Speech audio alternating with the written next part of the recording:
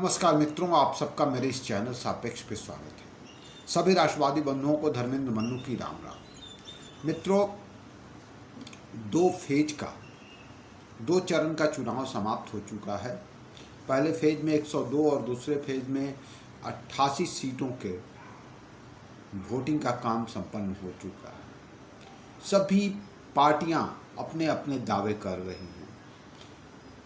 अक्सर में देखा जाए तो सारी जगहों पे नेट टू नेट, 1 to 1 विपक्ष और पक्ष, इंडिया गठबंधन और एनडीए के बीच में मुकाबला चल रहा है।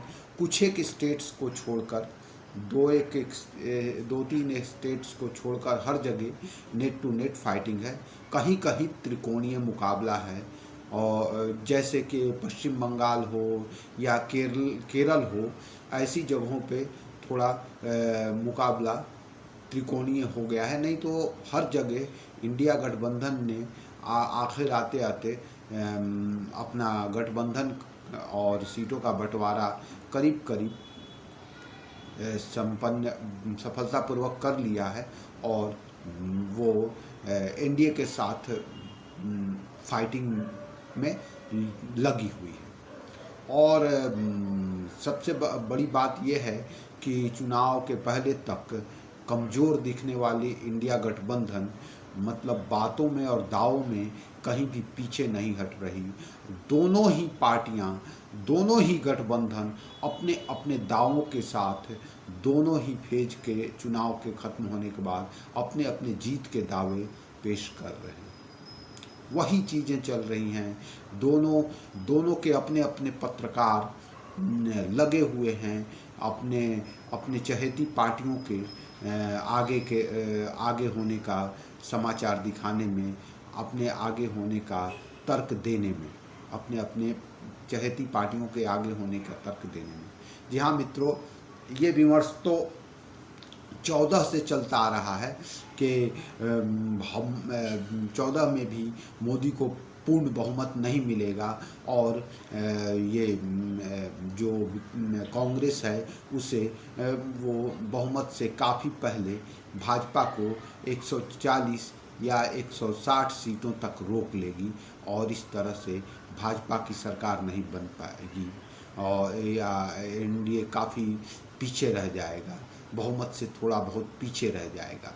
लेकिन 14 में भी ये दावा खोखला साबित हुआ जब एनडीए क्या बीजेपी ही अपने दम पर पूर्ण बहुमत में आ गई, और एनडीए को मिलाकर वह 300 से ऊपर का आंकड़ा पार कर गई। दूसरी बार में फिर से हवा बनाने की कोशिश की अपने जो खान गैंग के टूल किट हैं और खान मार्केट के टूल किट, और ये जो बाकी के पत्रकार हैं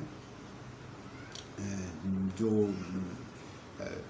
तो वो माहौल बनाने में ये लग गए थे 19 में भी कि इस बार पिछला चुनाव जो था एक फ्लुक था, एक आकस्मिक दुर्घटना थी।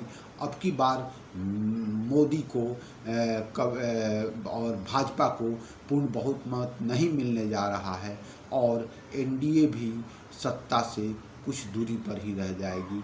लेकिन फिर से वह गुब्बारा फूटा जब रिजल्ट आया, तो मोदी उससे भी ज़्यादा प्रचंड बहुमत से और भाजपा उससे भी ज़्यादा प्रचंड बहुमत से पूर्ण बहुमत से सत्ता में आई, 333 सीटें जीतकर, और एनडीए 350 का आंकड़ा छू गया।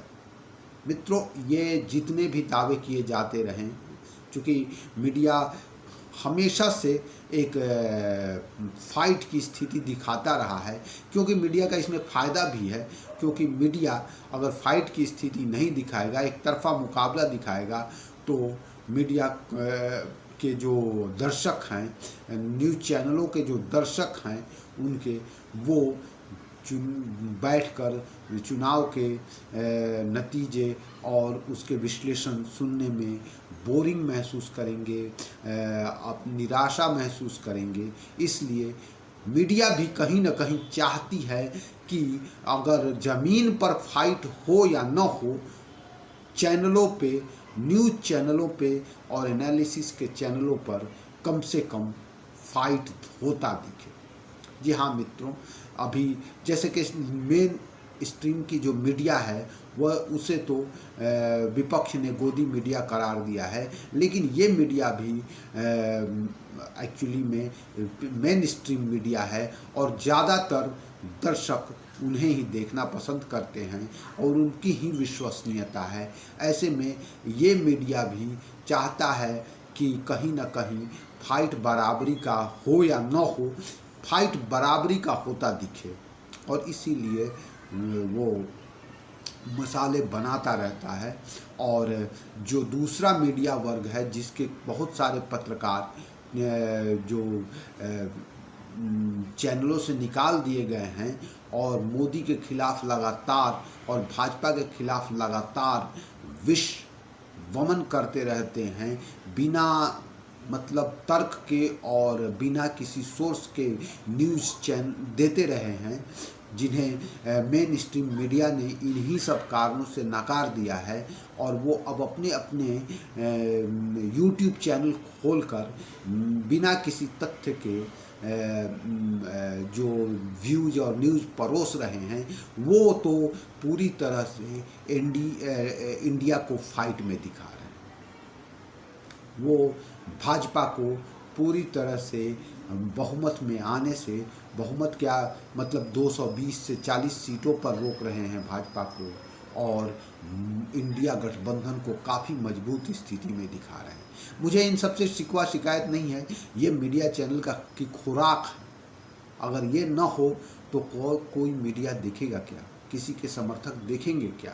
तो सभी अपने अपने पक्ष में लगे हुए हैं और मीडिया से लेकर पत्रकारों से लेकर नेताओं तक, नेताओं ने भी हार नहीं मानी है।